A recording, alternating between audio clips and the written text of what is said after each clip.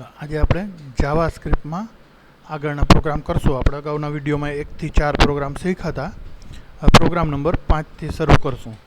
Google chrome open કરું છું અને એમાં મારો 5 નંબરનો પ્રોગ્રામ જે છે એ ઓપન કરું છું. તો એના માટે કંટ્રોલને ઓ દબાવવાનું કીબોર્ડમાં, અને જે ફોલ્ડરમાં છે એ ફોલ્ડરમાં જઈ, જેમ કે મારા ઈમાં, આઈએમપી ડેટામાં, જાવામાં છે, તો અહીંયા આ M5 નામનું ઓપન કરી દઉં છું. એટલે ઓપન થઈ ગયું. અહીં એનું પાથ લખેલો આવી ગયો.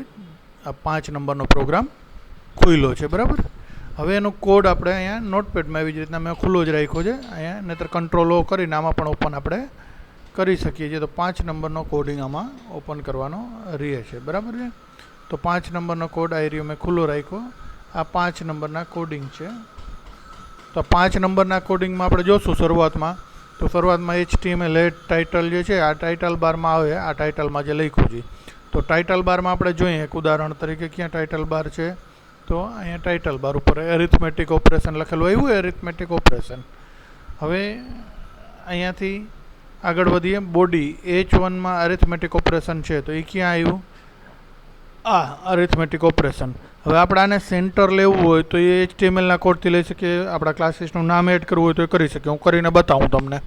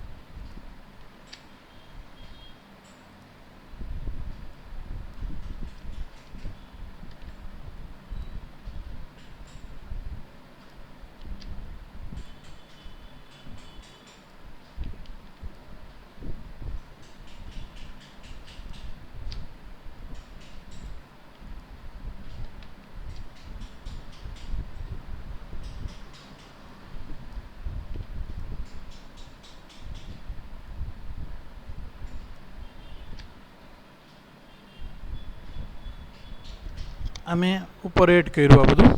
હું ફોન્ટ થોડાક નાના કરું એટલે આખું સ્ક્રીનમાં વ્યવસ્થિત દેખાય છે. એના માટે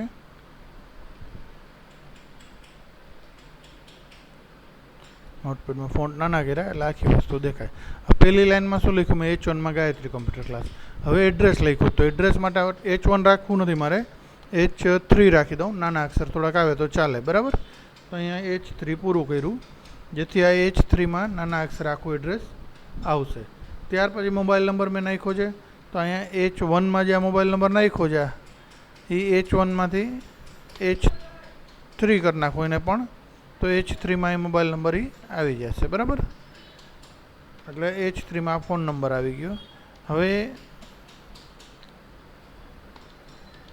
આ સેન્ટરમાં H1માં આપણે વેબસાઇટનું નામ લખ્યું છે, એને આપણે નાના અક્ષર થોડા કરવા તો H2માં કરવું છે.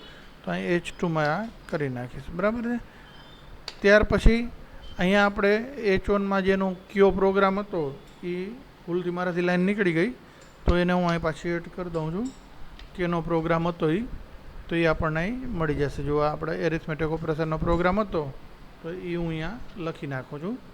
એટલે એરિથમેટિક ઓપરેશન હું અહીં પાછું H1માં લખી નાખું. પહેલાં ઉપર ક્લાસીસનું નામ આવશે ને પછી આવશે. જોઈએ, સેવ કરું છું અને હું રિફ્રેશ આપું છું. તો જો ક્લાસીસનું નામ મારા આવી ગયું. Gayatri computer class, Shriram complex, near Anand medical store, about Jaydeep studio, Dwarka, 361335. Mobile number આવી ગયા, વેબસાઇટનું નામ આવી ગયું અને એરિથમેટિક ઓપરેશન લખેલું આવી ગયું. હવે મારે આ એરિથમેટિક ઓપરેશનની ઉપર એક આડી લાઈન જોઈએ છીએ. તો H4 આપણે શીખ્યા હતા કે H4થી આડી લાઈન આવે. HTMLમાં કોડ છે, HTMLમાં આ શીખવાનું હોય છે. આ કોડ HTMLનો છે, જાવાસ્ક્રિપ્ટનો નથી. તો એ ત્યાં આડી લાઈન આવી જશે. H4થી રિફ્રેશ આપું તો આડી લાઈન આવી ગઈ, બરાબર છે.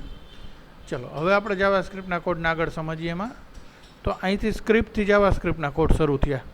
વેરિયેબલમાં 20 એમાં 20 સ્ટોર કર્યું, વેરિયેબલ બીમાં 10 સ્ટોર કર્યું, એટલે બેયનો 10 અને 20 જે છે એ બે એમાં અને બીમાં સ્ટોર થયો. હવે ડોક્યુમેન્ટ ડોટ રાઇટ કરીને એડિશન કરીને બેયનો સરવાળો સીધો, એમ નહીં કે સી વેરિયેબલ લઈને બેયનું ટોટલ કર્યું ને પછી સી પ્રિન્ટ નથી કર્યું, સીધું બ્રેકેટમાં આપી દે તો ચાલે, તો એનો ટોટલ સીધો ત્યાં પ્રિન્ટ થઈ જશે. એટલે એડિશન કરીને 30 આવશે, સબસ્ટ્રેશન કરીને બેની બાદબાકી થાય 10 આવશે, અહીંયા 200 આવશે અને ડિવિઝનમાં 2 આવશે. જોઈએ આપણે છે જ આવી ગયું છે 30, 10, 200 ને 2. સમજાઈ ગયું? આ તમને અક્ષર ન દેખાતા હોય, નાના દેખાતા હોય તો ઝૂમ કરીને બતાવું મોટા અક્ષર કરીને. ગૂગલ ક્રોમમાં ઉપર અહીંથી ઝૂમ પ્લસથી થશે છે, તો અહીંયા તમે જોઈ શકશો કે આ આઉટપુટ અહીં જાવાસ્ક્રિપ્ટથી આ આવ્યું છે. ક્લિયર? આ કોડમાં કંઈ ન સમજાણું હોય તો પૂછો મને, અને તમે વ્યવસ્થિત પ્રેક્ટિસ કરીને તમે અહીં કોઈ પણ નંબર નાખી શકો છો, તો એ નંબરનું એડિશન, સબસ્ટ્રેક્શન, મલ્ટિપ્લિકેશન, ડિવિઝન થઈ જાય. એક મિની કેલ્ક્યુલેટર જેવું થઈ ગયું. સમજાઈ ગયું? ક્લિયર? ચાલો એના પછીનો આગળનો પ્રોગ્રામ આપણે કરીએ.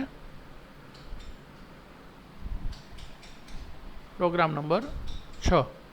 પ્રોગ્રામ નંબર 6માં હું અહીંયા ઉપર હું મારા ક્લાસીસનું નામને એડ કરી દઉં છું. બરાબર છે?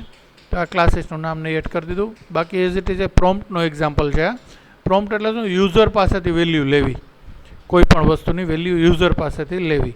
અહીં બોડી H1માં ગાયત્રી કોમ્પ્યુટર આવશે, એડ્રેસ આવશે, મોબાઈલ નંબર આવશે, વેબસાઇટનું નામ આવશે. પછી આ ડિલીટી આવશે અને H1માં એક્સેપ્ટ વેલ્યુ ફ્રોમ યુઝર, એ ખાલી મેસેજ આવશે કે આ પ્રોગ્રામ કેનો છે આપણે ખ્યાલ આવે. સ્ક્રિપ્ટ શરૂ, અહીંથી જાવાસ્ક્રિપ્ટનો કોડ શરૂ થયો. વેરિયેબલમાં નેમ, પ્રોમ્પ્ટમાં એન્ટર યોર નેમ. પ્રોમ્પ્ટ આપ્યું એટલે તમારી પાસે, એટલે કે યુઝર જે રન કરશે એની પાસે નામ માગશે, જે નામ નાખશે એ નેમમાં સ્ટોર થઈ જશે. ડોક્યુમેન્ટ ડોટ રાઇટમાં વેલકમ ને એ નામ પ્રિન્ટ થશે. આપણે જોઈએ, સેવ આપું જાને અને આમાં રિફ્રેશ આપું છું. આ 6 નંબરનો પ્રોગ્રામ છે, અહીં 6 નંબરનું ફાઇલ લખીને એન્ટર આપું તો આવી ગયું એન્ટર યોર નેમ. બરાબર? તો અહીં તમારું નામ નાખો. એક્ઝામ્પલ તરીકે હું મારું નામ લખું છું અહીં દેવેન ગોકાણી. ઓકે આપું તો વેલકમ દેવેન ગોકાણી એ લખેલું આવી ગયું, વેલકમ દેવેન ગોકાણી. બરાબર છે? આ વેલ્યુ જે આપણે પાસે લીધી અહીં આઉટપુટમાં આવીને, આ જે છે એ તો HTMLના કોડથી પ્રિન્ટ કરેલ છે. અગાઉના પ્રોગ્રામમાં મેં તમને સમજાવ્યું એવી રીતના. આ નોર્મલ HTMLના કોડ છે. બોડીની અંદર H1થી મોટા અક્ષર આવે, H3 નાના, H3 નાના, H2 મોટા, H1 એનાથી મોટા અને H4થી આડી લાઈન આવી. સ્ક્રિપ્ટ અહીંથી શરૂ થઈ, જાવા સ્ક્રિપ્ટ. એમાં નેમમાં વેરિયેબલ સ્ટોર થયું ને એ એક પ્રોમ્પ્ટમાં આપણે જે નાખ્યું એ નેમમાં સ્ટોર થયું ને એ આઉટપુટમાં બતાવ્યું. બરાબર? ક્લિયર? 6 નંબરનો પ્રોગ્રામ. હવે 7 નંબરનો પ્રોગ્રામ લઈએ.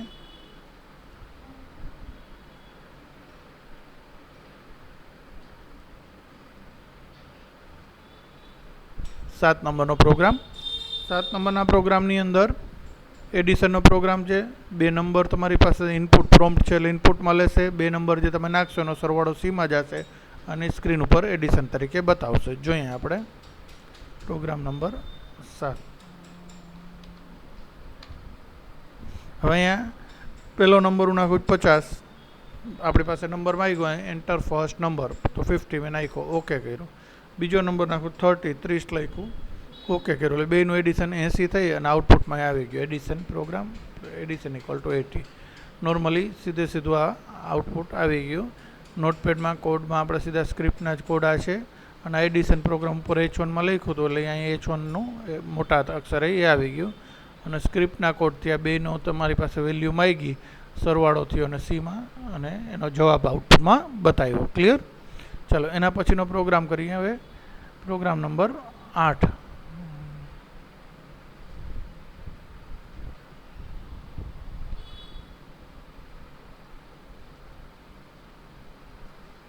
પ્રોગ્રામ નંબર 8માં છે વોટિંગ માટે એલિજિબલ છો કે નહીં એના માટે ઇફ કન્ડિશનનો ઉપયોગ કર્યો છે.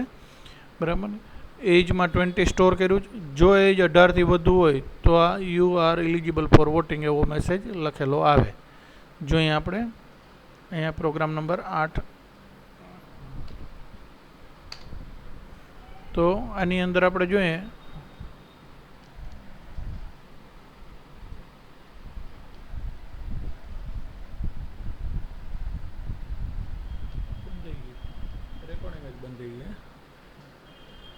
કઈ કી એવી દબાઈ ગઈ.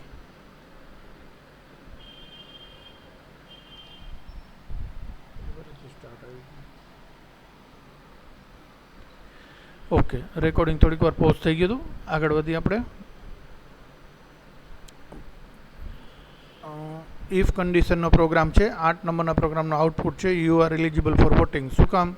તો અહીંયા 20 આપેલા હતા એટલે 20 કરતાં ઓછા આપું છું, 18 કરતાં ઓછા આપું છું, એટલે કે 15 આપું છું. અને સેવ કરું છું પ્રોગ્રામ નંબરને, આ પ્રોગ્રામ નંબર 8ને, અને આને અહીંયા રિફ્રેશ આપું છું તો એ મેસેજ વયો ગયો, ના આવ્યો. બરાબર. શું કામ?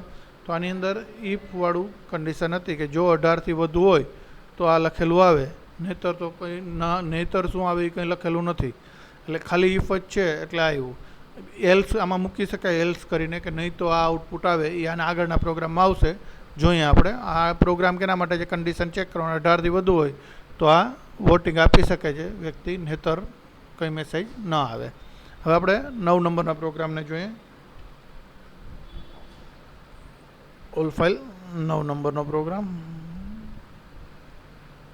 હા, જો આમાં એલ્સ વાળું આવી ગયું છે. સેમ કંઈ 18થી વધુ હોય તો એલિજિબલ ફોર વોટિંગ આવે, એલ્સ નહીં તો you are not eligible for voting એવું લખેલું આવી જાય. એનું આઉટપુટ આપણે જોઈએ, ખ્યાલ આવે એટલે. આ પ્રોગ્રામ નંબર 8 હતો, એમાં 9 કરી નાખું છું. 9 નંબર આવી ગયું. You are not eligible. શું કામ નોટ એલિજિબલ આવ્યું? તો અહીં 16 વર્ષ લખ્યા હતા એટલે 16 ને બદલે હું અહીંયા 20 લખી નાખું.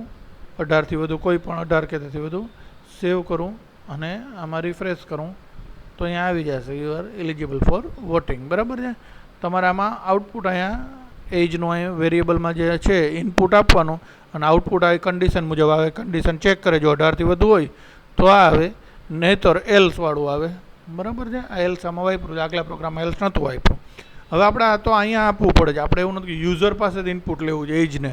તો આની આગળનો પ્રોગ્રામ જોઈએ. એમાં યુઝર પાસેથી ઇનપુટ લેવાનો પ્રોગ્રામ છે, પ્રોગ્રામ નંબર 10. તો એની અંદર જે છે વોટિંગ એલિજિબલ માટે એજ છે, એના માટે પ્રોમ્પ્ટ આવશે, એન્ટર યોર એજ. તમારે જે એજ તમે નાખશો એ એજમાં સ્ટોર થશે, પાછું ચેક કરશે. જો 18થી વધુ હોય તો એલિજિબલ ફોર વોટિંગ આવે, નહીં હોય તો નોટ એલિજિબલ આવશે. 10 નંબરનો પ્રોગ્રામને આપણે રન કરીને જોઈ લઈએ. આપણે